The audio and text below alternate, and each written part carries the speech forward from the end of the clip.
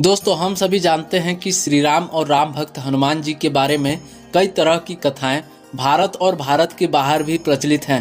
हालांकि कई कथाएं तो जनश्रुति पर आधारित या प्रचलित मान्यताओं पर आधारित हैं। लोग इन कथाओं को पीढ़ी दर पीढ़ी सुनते आए हैं। तो दोस्तों, आज हम जानने वाले हैं एक ऐसी ही कहानी के बारे में जिसमें हमें रावण की बेटी और हनुमान जी के प्रेम के बारे में बताया गया है। हालांकि इन कथाओं का वाल्मीकि रामायण और तुलसीदास रचित रामचरितमानस में उल्लेख नहीं मिलता है। दोस्तों, अगर आपको ये वीडियो पसंद आए तो लाइक और कमेंट जरूर करें, जिससे हम आपके लिए ऐसी ही और रोचक जानकारियां आपके लिए ला सकें। तो आइए जानते हैं क्या है वो कथा। राम की कथा को वाल्मीकि के लिखने के बाद दक्षिण भारतीय लोगों ने अलग तरीके से लिखा है। दक्षिण भारतीय लोगों के जीवन में राम का बहुत महत्व है। हालांकि दक्षिण भारत में रावण को ज्यादा महत्व दिया गया है।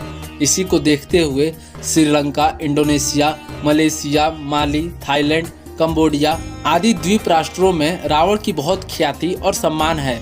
इसलिए इन देशों में राम कथा को अलग तरीके से लिखा गया है। कहते हैं कि रावण की बेटी और हनुमान जी की ये कथा थाईलैंड की रामकीयेन नामक रामायण और कंबोडिया की रामकेर नामक रामायण में मिलता है। हालांकि कई जगह पर थाई पात्र तोषाकांत की बेटी बताया गया है। कहते हैं कि रावण की एक बेटी थी जिसका नाम स्वर्ण मत्स्य था, जो देखने में बहुत ही सुंदर थी। उसे सोने की जलपरी कहा गया है, मतलब स्वर्ण के समान उसका शरीर दमकता रहता था। इसका सही अर्थ सुनहरी मछली होता है। थाईलैंड और कंबोडिया में सुनहरी मछली को उसी तरह पूजा जाता है जिस तरह की चीन में ड्रैगन को। भारतीय रामायण के थाई व कंबोडियाई संस्करणों के बारे में कहा जाता है कि उसमें लिखा है कि रावण की बेटी सुवर्ण मत्स्य सोने की जलपरी थी। जब नल और नील की योजना के तहत लंका तक सेतु बनाया जा रहा था, तो रावण ने स्वर्ण मत्स्य को ही सेतु बनाने के प्रयास को विफल करने का कार्य सौंपा था। वह हनुमान जी के लंका तक सेतु बनाने का प्रयास विफल करने की कोशिश करती है, परंतु इस दौरान ही अंततः वह उनसे प्रेम करने लगती है। कथा के अनुसार हनुमान जी और वानर सेना समुद्र में पत्थर फेंककर जमाते थे, लेकिन वो कुछ समय बाद देखते थे कि ये पत्थर अचानक गायब हो जाते हैं।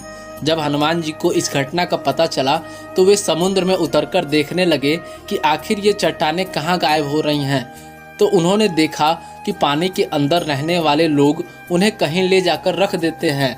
तब हनुमान जी उन लोगों के पीछे गए और वे देखते हैं कि मत्स्य कन्या उन सबकी नेता है, तो वे उसे चुनौती देते हैं, परंतु वह कन्या हनुमान जी को देखकर उनके प्रेम में पड़ जाती है। हनुमान जी ये बात समझ जाते हैं और तब वे उसे लुभाकर समुद्र के तल पर ले आते हैं और उनसे पूछते हैं कि तुम कौन हो। वह बताती है कि मैं रावण की बेटी हूँ। फिर हनुमान जी उस कन्या को समझाते हैं कि रावण ने कितना बुरा कार्य किया और क्यों हम ये पुल बना रहे हैं।